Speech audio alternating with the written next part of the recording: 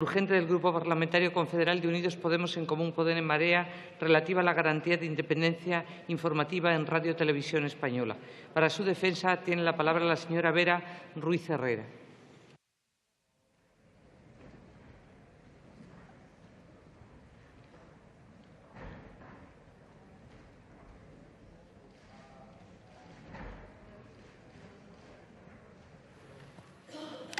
Gracias, señora presidenta.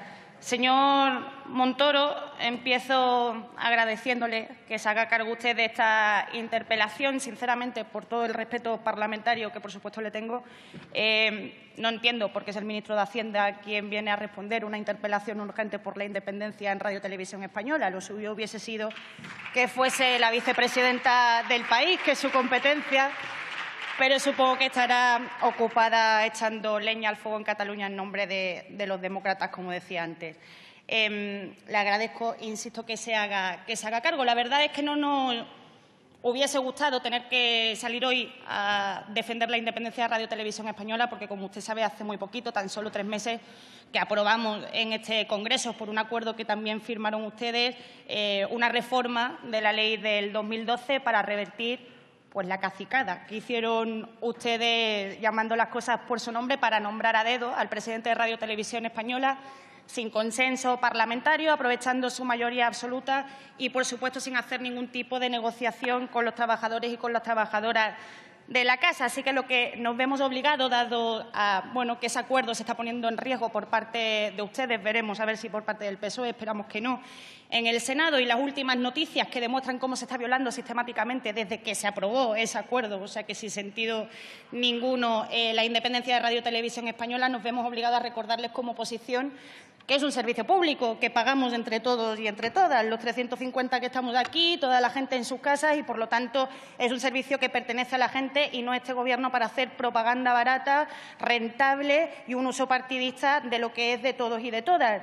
Y digo que nos hubiese gustado no tener que hacerlo, pero las noticias están demostrando, y los informes que desde entonces, estamos hablando solamente de 3 meses, desde el verano, dados todos los informes que el Consejo de Informativos, que, como usted sabe, es ese órgano independiente que tiene que velar por la independencia, por el cumplimiento del artículo 20 de la Constitución y por el Estatuto de la Información en Radio Televisión Española, nos han hecho llegar un sinnúmero de informes a la Comisión de Control para denunciar las malas prácticas, y como le han hecho preguntas sistemáticamente a su dirección y al Gobierno y no han sido contestadas, nos vemos obligados a hacerlo. Y nos vemos obligados, yo recordaba, miraba ayer unos vídeos en los que en esta misma legislatura usted le respondía a un diputado socialista sobre esto y le decía que es que el Gobierno no se puede meter en Radio Televisión Española para garantizar la independencia, y hablaba que tenía que ver también con una cuestión presupuestaria. Cumplir con un código ético no tiene nada que ver con los presupuestos, para adelantarme a lo que seguramente me diga, y, por supuesto, que tiene que ver con la elección de este Gobierno. Como decía, esa ley ustedes lo cambiaron, primero para nombrar a Echenique, primero, que además se tuvo que ir de la casa y tuvo que dimitir porque no había dinero suficiente para llevar a cabo la gestión de Radio Televisión Española, y después pusieron a Sánchez, que siempre me veo obligada a decirlo, porque creo que es de justicia. Ustedes pusieron a dedo a una persona que el único mérito que tiene en su currículum es haber privatizado, externalizado, haber hecho un ERE de 800 personas en Telemadrid y haberla convertido en la peor televisión de Europa. Ese fue su mérito y eso fue lo que le llevó actualmente a dirigir Radio Televisión Española. Y además una persona que, ya habiendo aprobado la ley en el Congreso, insisto, en la última comisión de control que le hicimos en el Senado, hace cosas como decir abiertamente no solamente que vota el Partido Popular, que, oiga, puede votar a quien le dé la gana mientras tenga claro que gestiona una cosa que es de todos, pero que también se declaró apostólico, románico y católico, y que por eso no retransmitía, por ejemplo, el Día del Orgullo Internacional que tuvo su sede en Madrid, cuando se retransmitió en todas las televisiones públicas internacionales, se retransmitió en todas las televisiones públicas. Debe ser que los amigotes de Actoí le llamaron para decirle que los niños tienen pene, que las niñas tienen vulva y que todo lo que se salga de eso no tiene que estar relacionado con Radio Televisión Española. Eso fue una vergüenza y eso está pasando desde que aprobamos, insisto, la ley y ese acuerdo que ustedes firmaron. Pero no solamente eso, insisto, han venido informes e informes y informes, y voy a empezar a detallarles uno a uno para ver si me puede dar explicaciones. El primer caso que le voy a plantear, señor Montoro, voy a preguntarle de una forma muy directa. ¿Tienen ustedes planes de ponerle en Génova 13 un despacho al director de los informativos de Radio Televisión Española? Es que hay pruebas evidentes de que ha habido filtraciones directamente desde Moncloa hasta la dirección de los consejos de los informativos de Radio Televisión Española, que la subdirectora de los informativos, Carmen Sastre, le pasó a una redactora un argumentario del Partido Popular para que se basara en él y retransmitir así, con palabras textuales, la declaración bochornosa de Mariano Rajoy en la Audiencia Nacional como testigo por la corrupción de su partido. Hay tales pruebas de ello que la propia redactora tuvo que poner en Google, que vamos a ver, que el argumentario del Correo no ponía que era un argumentario del PP, le hizo falta una investigación tan exhaustiva como poner en Google el texto de la noticia. Y, oh sorpresa, mismo formato, mismo subrayado, misma letra, mismo contenido. Y como se pilla ante un mentiroso con un cojo, la redactora, qué vergüenza, señor Montoro, se tuvo que acoger a su derecho de no firmar la pieza. Entonces, le pregunto, ¿le van a poner un despacho directamente en Génova? Porque sigo y no me voy de ese día. No me voy de ese día. ¿Usted considera, así se dedica a Hacienda, usted considera por sentido común que ese acontecimiento, que el presidente del país tenga que ir a declarar a la Audiencia Nacional como testigo por corrupción ilegal de su partido, no es noticia? Porque todos los telediarios de todas las cadenas privadas abrieron con eso, pero es que abrieron todas las portadas de los internacionales, es que abrieron las públicas de las internacionales. Y en Televisión Española parece ser que consideraron que había mucho más contenido interesante ese día que el hecho de que el presidente del Gobierno tuviera que ir a declarar y no se retransmitió esa información. Y voy más allá. En la misma puerta había una protesta ciudadana, de gente que se ha tenido que comer, como ustedes, con la Gürtel, venga para el bolsillo, mientras han tenido que echar a los hombros el peso de la crisis. Una propuesta ciudadana legítima. La corresponsal que estaba allí lo contó y lo metió en su pieza. ¡Oh, sorpresa!, cuando esa redactora pone la televisión y ve la pieza donde se ha cortado, curiosamente, se ha cortado la parte de las protestas ciudadanas. ¿Sabe cómo se le llama a todo esto? Es que estoy hablando del 26 de julio, cuando se aprobó la ley. ¿Sabe cómo se llama eso? Eso se llama manipulación, se llama censura y se llama uso propagandístico de la televisión pública. Pero me voy a poner técnica. Me voy a poner un poquito más técnica porque usted se dedica a Hacienda y yo soy periodista y me acojo al Estatuto de la Información. Es una violación del artículo 8 que le voy a leer literalmente.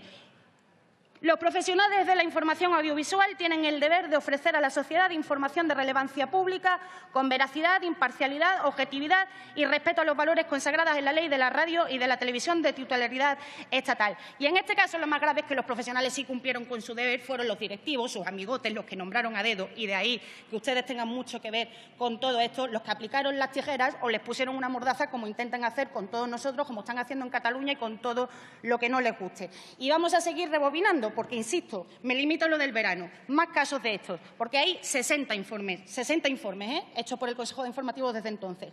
Javier Arenas, Ángela Cebes, Rodrigo Rato y Jaime Mayor Oreja declaran en la justicia también por el caso Gürtel, por la corrupción ilegal de su partido. No estoy hablando de fulanito ni de venganito, estoy hablando de altos cargos con responsabilidades públicas cuando se produjeron estos casos de financiación ilegal de su partido.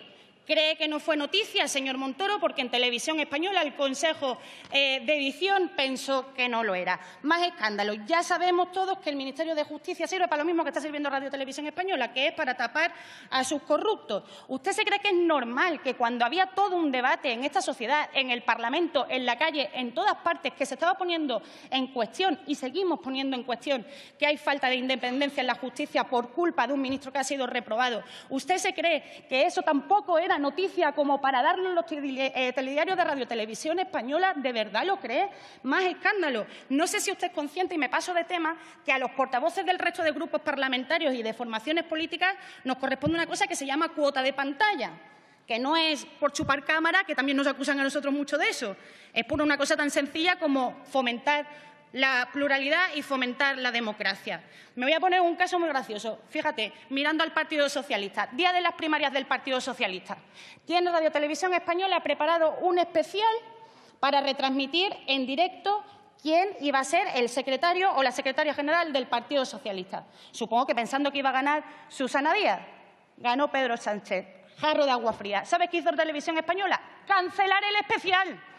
Canceló el especial. Pero es que canceló el especial para emitir MasterChef, que oiga, que a mí me gusta, pero no sé yo si los entresijos de Miri y Jorge entre fogones son más importantes que quién va a ser el secretario general del Partido Socialista. Digo yo, más sobre censura y sobre silencio informativo. Presentamos una moción de censura.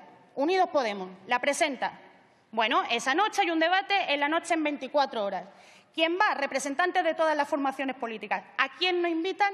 O casualidad, a Unidos Podemos. Pero nos vamos solamente al lunes, día de la Diada. Día de la Diada. 3 horas de debate por la tarde durante la manifestación en Radio Televisión Española. ¿Hubo algún representante, algún dirigente independentista dando su versión de lo que está pasando en Cataluña? ¿Ha aparecido algún catalán independentista en el último año en Radio Televisión Española? ¿Cuál es la versión que tiene el pueblo español que ve Radio Televisión Española pagándola de sus impuestos? Lo que quieren ustedes, lo que quieren ustedes. Y sigo, pero sigo y ahora me voy a pasar de tema, que a mí este tema me gusta mucho. Me voy a pasar al nivel de los eufemismos. ¿Sabe usted cómo le llaman a Francisco Franco, al dictador Francisco Franco, en Radio Televisión Española? Caudillo. A día de hoy le llaman caudillo. ¿Sabe usted cómo se le llama a la financiación ilegal o a la caja B de su partido? Le llaman contabilidad no oficial. ¿Sabe cómo se describe en Televisión Española la comparecencia de Cristina Cifuentes para declarar también por la corrupción en la Comunidad de Madrid? Compromiso con la honestidad. Si esto no es manipulación, señor Montoro, si esto no es manipulación, que baje alguno de sus dioses y lo vea. Y ahora voy a pasar al turno que también me gusta todavía más, que es el de los movimientos de plantilla y el de las purgas, porque ustedes siempre nos echan tiritos, vamos a hablar de las purgas de verdad. ¿Qué pasa si es usted director de Televisión Española en un centro territorial y te pillan en una grabación hablando de cómo manipulas para beneficiar al Partido Popular? Que te ascienden. Eso le pasó al director de Televisión Española en Murcia. Ya termino, señora presidenta, es mi último punto.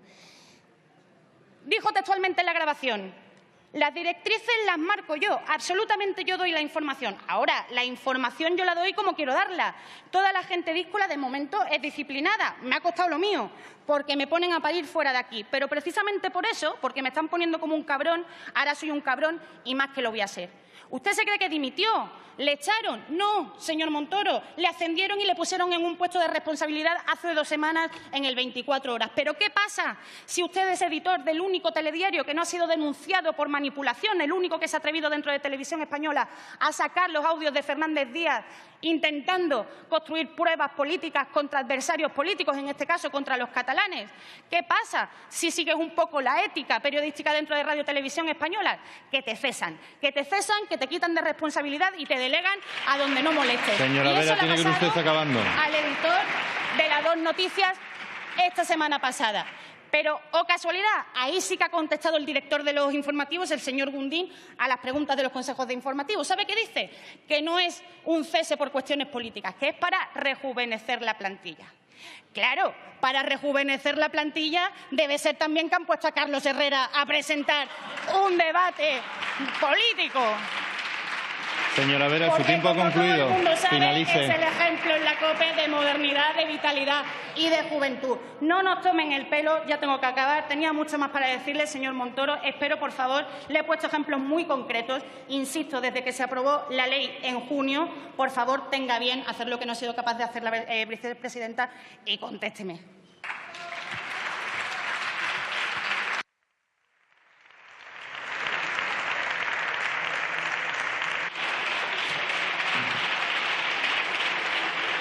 A continuación, tiene la palabra en nombre del Gobierno el señor ministro de Hacienda y Función Pública.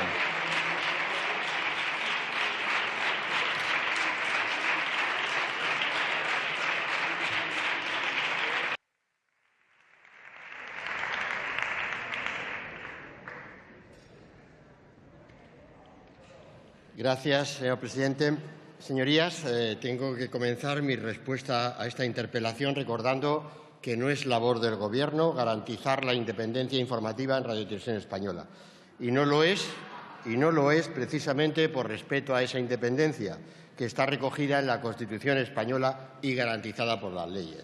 No es el Gobierno el que ejerce el control sobre la actuación de Radio y Televisión Española, sino el Parlamento, como su señoría ha reconocido de entrada. Es que es el Parlamento.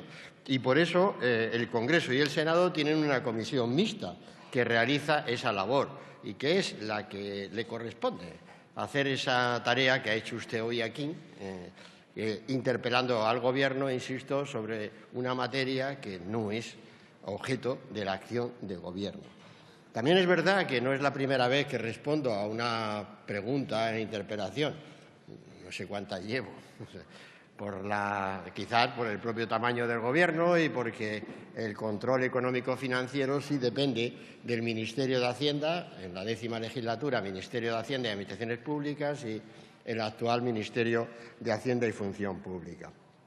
Pero eso, ser responsable de la gestión de un servicio público, de la gestión económica, de la aportación presupuestaria, en modo alguno supone ningún tipo de intervención en los contenidos de Radio y Televisión Española, porque, francamente, no entiendo ni cómo se puede hacer eso, cómo se puede afectar a la independencia de profesionales, que son las plantillas que realmente compone esa Radio y Televisión Española.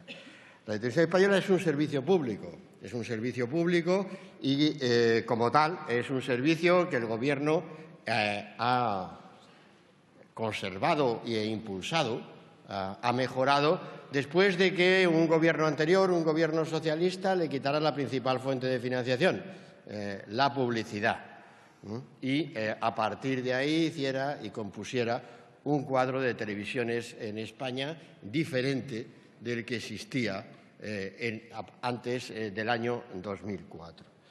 Y, desde luego, vaya por delante que un servicio público tiene los contenidos de objetividad, de imparcialidad, que son propios de ese servicio público y tienen, como tal, el respeto a los profesionales, que son los que cada día trabajan en ese servicio público y desde la que el Gobierno lo que hace es apoyar esa labor y respetar su criterio, su independencia.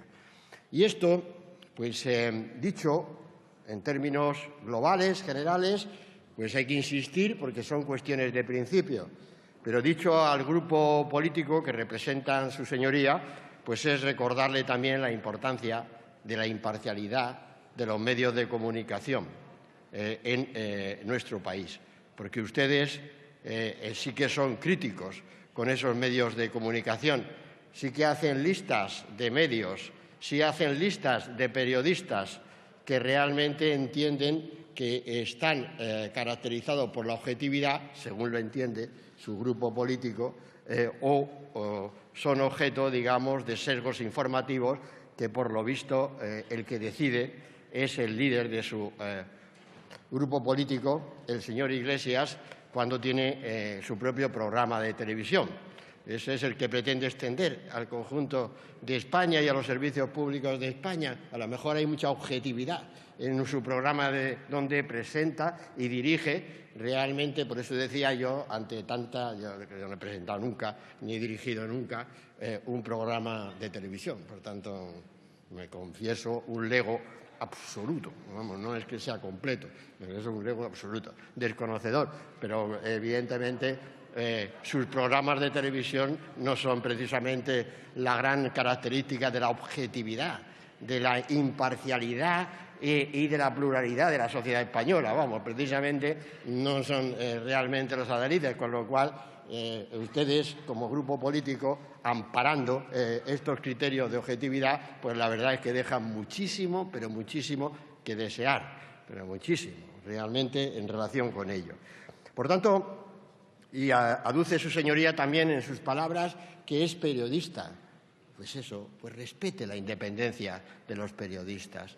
respete la profesionalidad de los periodistas, respete la libertad personal de los periodistas, de los que trabajan en ese servicio público y de los que trabajan también en otros ámbitos que, siendo su financiación privada, son servicio público. Porque los medios de comunicación en una sociedad moderna son un servicio público, sin el que realmente no existiría la democracia, no existiría la confrontación de opiniones. Por eso los regímenes autoritarios, esos que algunos de ustedes están tan realmente apoyando y han asesorado intelectualmente, por eso reducen los espacios mediáticos.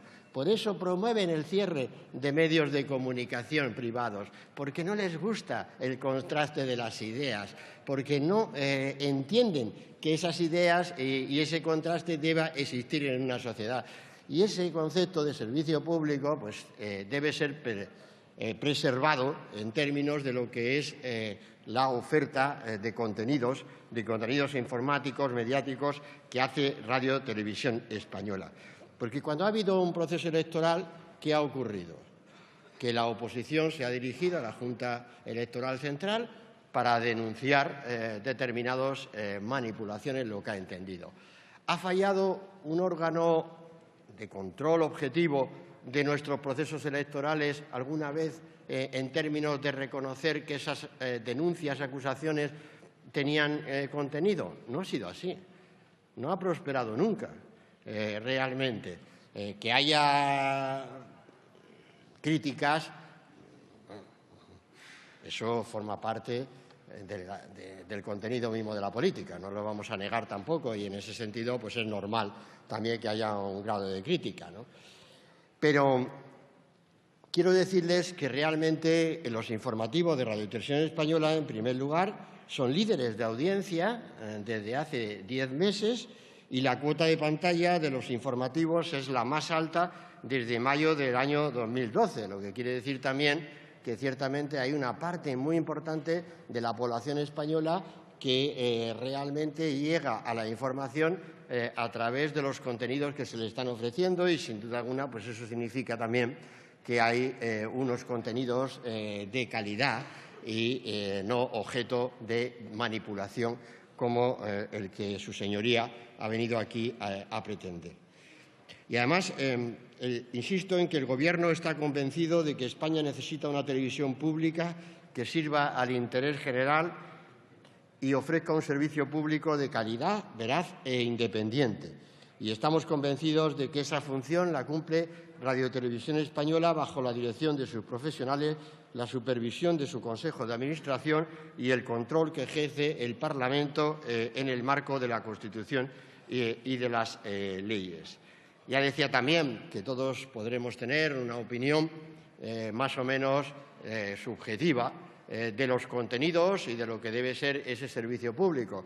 Pero ese es el objeto del planteamiento, del contraste, del debate político que debemos hacer sin ningún viso de exageración, porque la verdad es que la imparcialidad de sus palabras pues ha quedado también muy elocuente.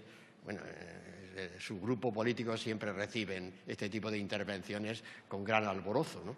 Realmente, teniendo en cuenta los problemas que tiene España, pues la verdad es que el alborozo relativo a las figuras que usted ha descrito en esta tribuna, pues no se entienden. La verdad es que frente a los grandes temas que tenemos delante, hoy día, si hay un contrato determinado de algo o no lo hay, pues la verdad es que produce un alborozo en su grupo que ciertamente no se corresponde con la realidad política, social y económica y las necesidades económicas que sigue teniendo España. Francamente, no, pero bueno, ustedes se alborozan con lo que entiendan que se viene a alborozarse, vaya por Dios, páseselo bien, como quieran, pero francamente no me ha parecido tampoco una intervención digna de ponerse en pie, tal, porque realmente los problemas que hay en España en este momento y que ustedes, y especialmente el señor Iglesias, lejos de venir a compensarlo y a sopesarlo, lo que está haciendo es exacerbarlos, como en esa intervención que hizo en Barcelona, que está recogida por todas las televisiones públicas y privadas, todas exactamente, y lo único que hace es venir realmente a perturbar un panorama político en vez de venir realmente a compensar y a equilibrar un panorama político como el que estamos. Acabo, como decía, como usted mismo lo ha hecho, señora diputada, y ya está en marcha un cambio en televisión, ya está en marcha un acuerdo realmente muy importante entre los grupos políticos de esta Cámara. Entonces está el Gobierno detrás de él, de ese acuerdo. Es el acuerdo del pacto, del consenso, y ese es el resultado del diálogo. Y, por tanto, ya está en marcha toda esta nueva ley que va a regular las actuaciones de Radio y Televisión Española y va a dar más capacidad a este Parlamento para que, efectivamente, tanto en el nombramiento de los miembros del Consejo como en los nombramientos de la dirección de televisión, pues haya el máximo acuerdo político posible. Eso ya está en marcha, lo han apoyado los grupos políticos, lo apoya el Gobierno y, por tanto, lo que tiene mayor sentido, es decir, que puede responder el Gobierno, pues que ya tenemos una nueva regulación y que seguimos confiando en que esa sea una puerta que abra el futuro para garantizar a Radio y Televisión Española no ya solo la objetividad, que la tiene, sino también el que vaya avanzando en términos de calidad y también el futuro de sus trabajadores, de los empleados públicos que están allí ofreciendo cada día lo mejor de sí mismo.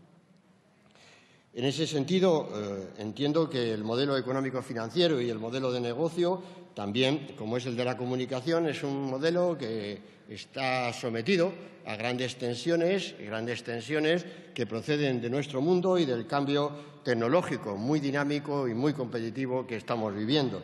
Y en ese terreno también este Parlamento pues, debe tener una apuesta positiva para garantizar la supervivencia de los medios de comunicación públicos, de financiación pública, que tan importantes son en el equilibrio de la oferta de contenidos en cualquier sociedad desarrollada y, por tanto, pues esperamos todos que efectivamente podamos proseguir en la línea de acuerdos, de grandes acuerdos políticos en la definición del futuro de Radio y Televisión Española. Muchas gracias, señor presidente. Muchas gracias, señor ministro. A continuación tiene la palabra la señora Vera Ruiz Herrera.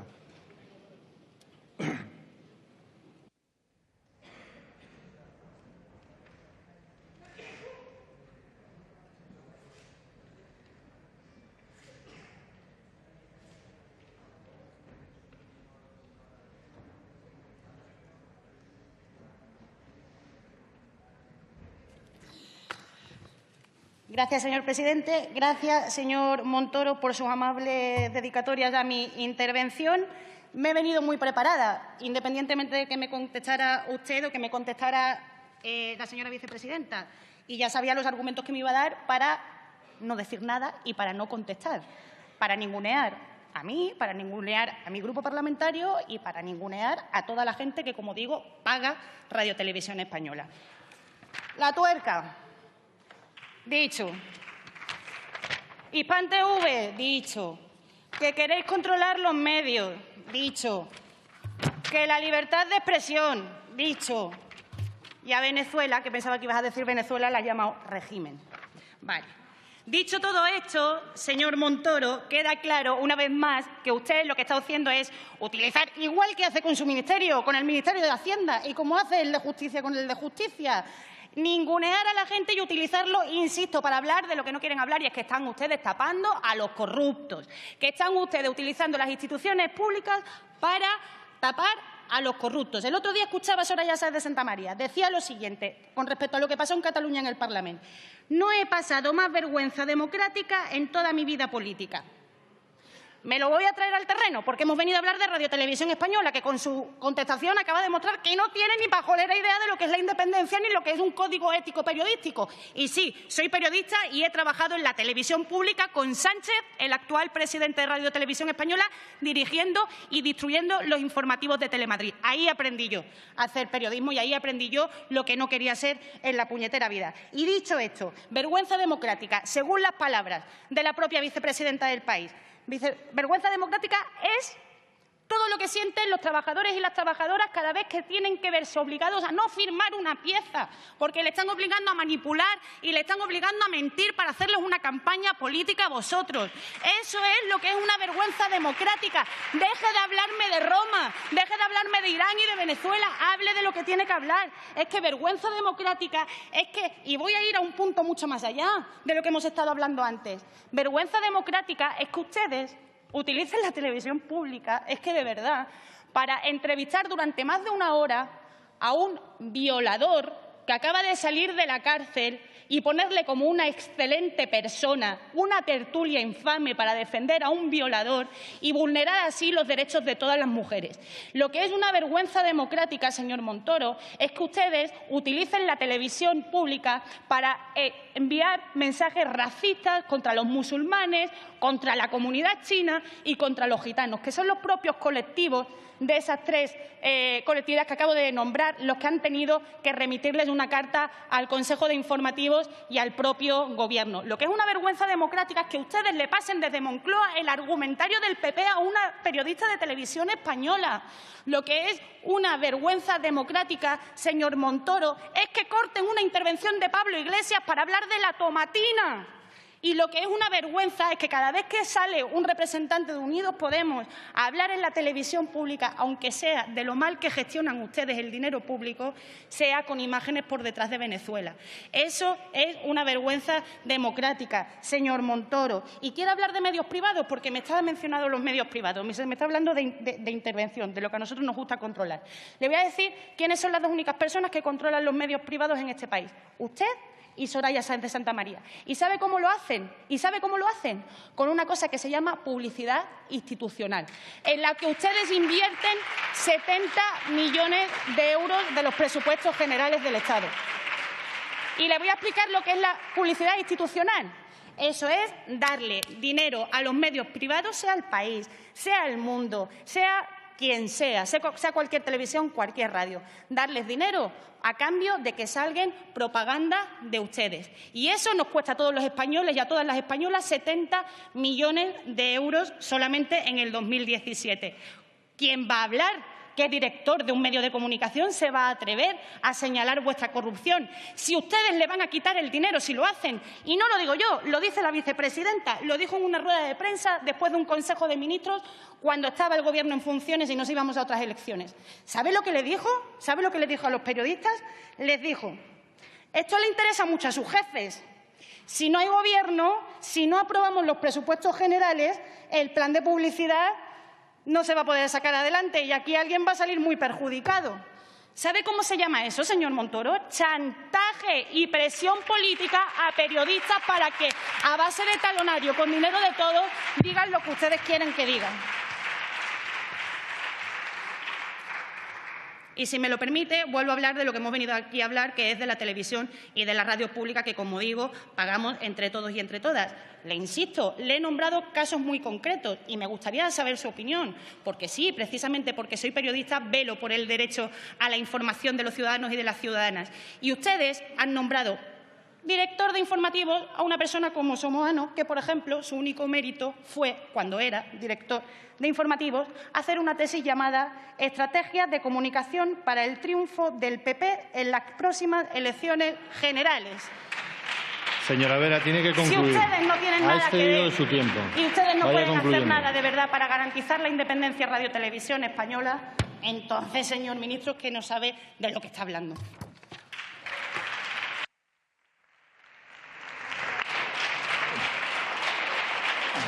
Muchas gracias, señora Vera.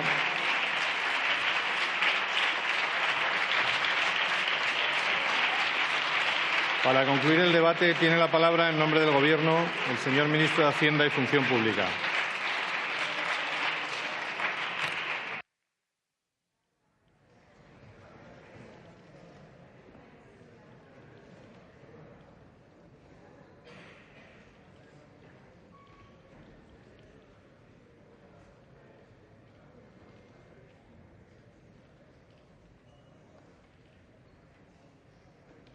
Gracias, señor presidente.